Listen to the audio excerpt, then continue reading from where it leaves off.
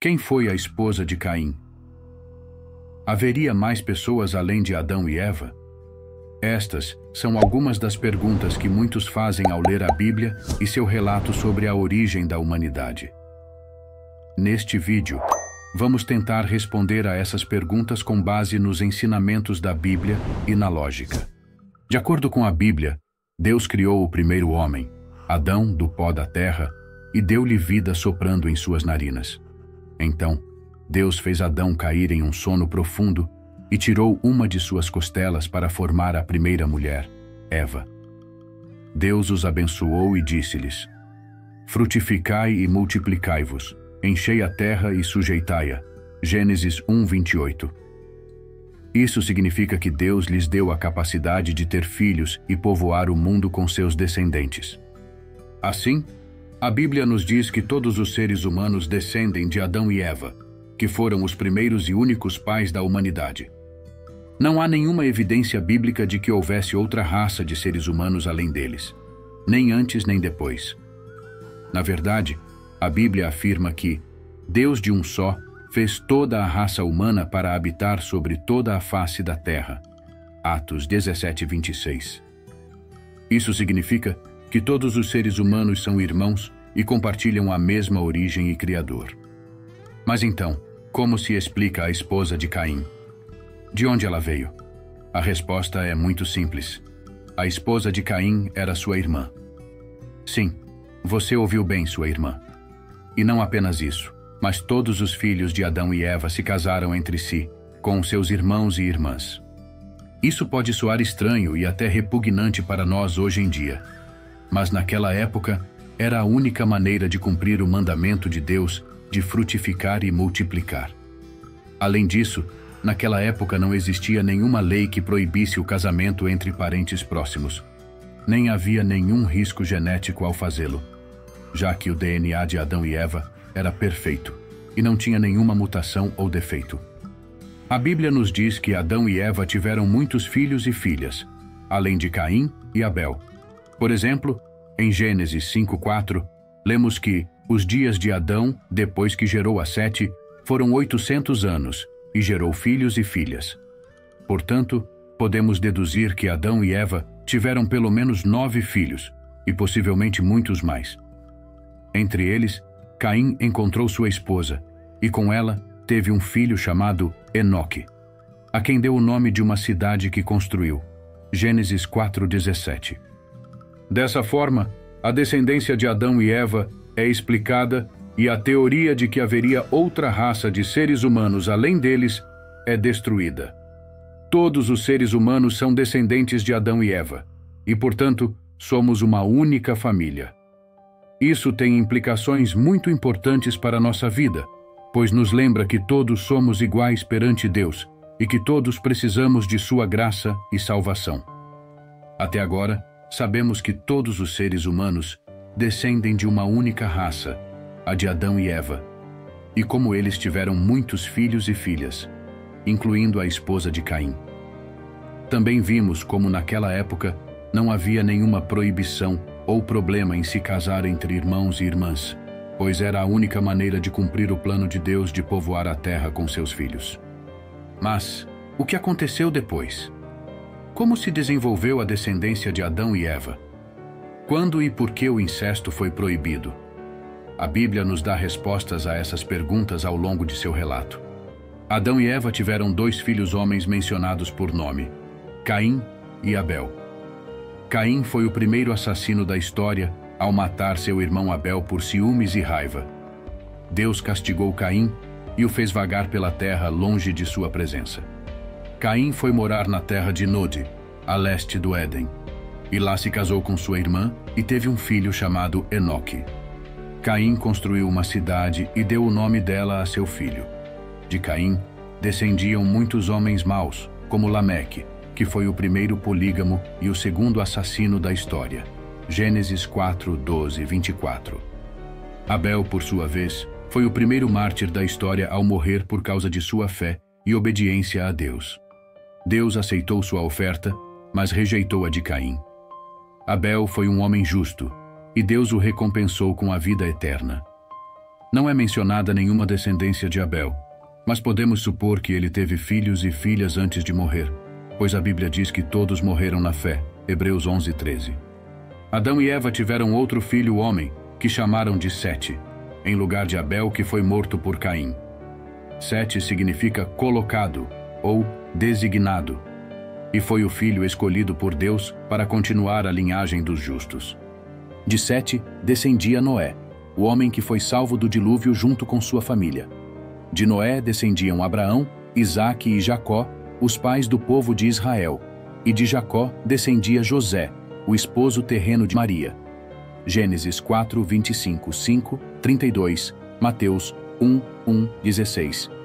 A Bíblia não nos dá os nomes de todos os filhos e filhas de Adão e Eva, mas nos diz que tiveram muitos. Segundo alguns cálculos baseados na longevidade dos antigos, Adão e Eva poderiam ter tido mais de 50 filhos e mais de 2.000 netos. Esses filhos e filhas se casaram entre si e tiveram muitos descendentes que povoaram a terra. Assim, foram formadas as primeiras famílias, tribos e nações. Mas como eles se casavam entre irmãos e parentes próximos sem nenhum problema? Isso não era incesto? A resposta é que naquela época não existia nenhuma lei que proibisse o incesto, nem havia nenhum risco genético ao fazê-lo, já que o DNA de Adão e Eva era perfeito e não tinha nenhuma mutação ou defeito. Além disso, Deus tinha abençoado Adão e Eva e lhes tinha dado a capacidade de ter filhos saudáveis e fortes. Portanto, o incesto não era um problema, mas uma necessidade para cumprir o plano de Deus de encher a terra com seus filhos. No entanto, isso mudou ao longo do tempo. À medida que os anos passavam, o pecado e a maldade se espalhavam pelo mundo e afetavam também a natureza humana. O DNA dos seres humanos começou a se deteriorar, e mutações e defeitos genéticos começaram a aparecer. Esses defeitos poderiam ser transmitidos dos pais para os filhos e poderiam se agravar se os pais fossem parentes próximos.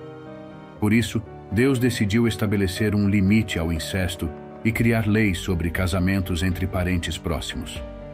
Essas leis estão no livro de Levítico, capítulo 18, onde Deus diz a Moisés para dizer ao povo de Israel: nenhum de vocês se aproximará de qualquer parente próximo para descobrir sua nudez. Eu sou o Senhor. Levítico 18, 6. Então, Deus lista uma série de parentes com os quais não se pode ter relações sexuais ou casar, como pai, mãe, filho, filha, etc. Deus diz que essas coisas são uma abominação e que quem as fizer será cortado do meio do seu povo.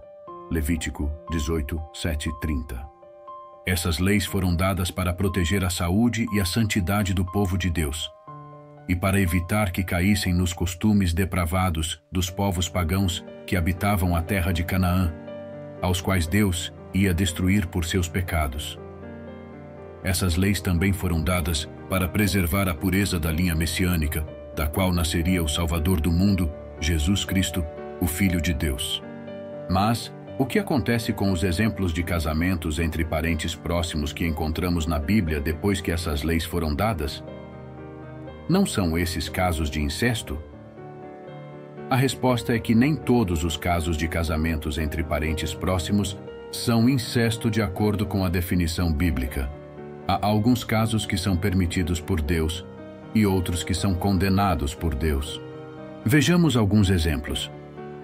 Abraão se casou com sua meia-irmã Sara. Isso foi antes que as leis de Levítico fossem dadas e, portanto, não foi considerado incesto. Além disso, Deus abençoou Abraão e Sara e lhes deu um filho, Isaque, o pai de Jacó, o pai de Israel. Isaque se casou com sua prima Rebeca. Isso também não foi considerado incesto, já que as leis de Levítico não proíbem o casamento entre primos. Na verdade, o casamento entre primos era muito comum na antiguidade e ainda é praticado em algumas culturas hoje em dia. Deus abençoou Isaque e Rebeca e lhes deu 2 filhos, Esaú e Jacó. Jacó se casou com suas primas Lia e Raquel. Isso também não foi considerado incesto, pelas mesmas razões do caso anterior. Além disso, Jacó se casou com 2 irmãs, o que hoje seria considerado poligamia, mas naquela época era uma prática aceita, embora não aprovada por Deus. Deus abençoou Jacó e suas esposas e lhes deu 12 filhos, que foram os pais das 12 tribos de Israel. Amrão se casou com sua tia Joquebede. Isso foi considerado incesto, já que as leis de Levítico proíbem o casamento entre tio e sobrinha. No entanto, Deus teve misericórdia de Amrão e Joquebede e lhes deu um filho, Moisés, o libertador de Israel, o profeta de Deus. Ló teve relações sexuais com suas filhas. Isso também foi considerado incesto, já que as leis de Levítico proíbem o casamento entre pai e filha. Além disso, isso foi uma ação perversa e repugnante motivada pelo medo e pela ignorância de suas filhas, que pensavam que não havia mais homens no mundo depois da destruição de Sodoma e Gomorra. Deus não aprovou essa conduta e permitiu que dessas uniões nascessem 2 povos inimigos de Israel, Moabe e Amon. Judá teve relações sexuais com sua nora Tamar. Isso também foi considerado incesto, já que as leis de Levítico proíbem o casamento entre sogro e nora. No entanto, isso foi uma ação enganosa e vingativa motivada pela injustiça e hipocrisia de Judá, que não quis cumprir a lei do levirato que obrigava a casar seu filho mais novo com a viúva de seu filho mais velho para dar descendência a ele. Deus não aprovou essa conduta, mas teve misericórdia de Tamar e lhe deu 2 filhos, Fares e Zara. Como podemos ver, a Bíblia não esconde nem justifica os casos de incesto que ocorreram na história da humanidade, mas os expõe e condena, mostrando as consequências negativas que tiveram para os indivíduos e famílias envolvidas. A Bíblia nos ensina que o incesto é um pecado contra Deus e contra a natureza humana, e vai contra o propósito de Deus para o casamento e a família. A Bíblia nos ensina que o casamento deve ser entre um homem e uma mulher que não sejam parentes próximos, e que se amem e se respeitem mutuamente como Deus os uniu. Portanto, enquanto a Bíblia registra casos de incesto no passado, ela também oferece uma clara condenação dessa prática e estabelece padrões éticos e morais para a conduta humana. É importante reconhecer esses princípios e aplicá-los em nossa própria vida, buscando viver de acordo com a vontade de Deus e promovendo relacionamentos baseados no amor, respeito e santidade. Muito obrigado por ter assistido ao vídeo. Que as bênçãos do Senhor alcancem você onde quer que esteja. Gostaria de conhecê-lo um pouco mais. Então, deixe nos comentários de qual cidade você está vendo este vídeo. Não se esqueça de se inscrever no canal, deixar seu like e até a próxima.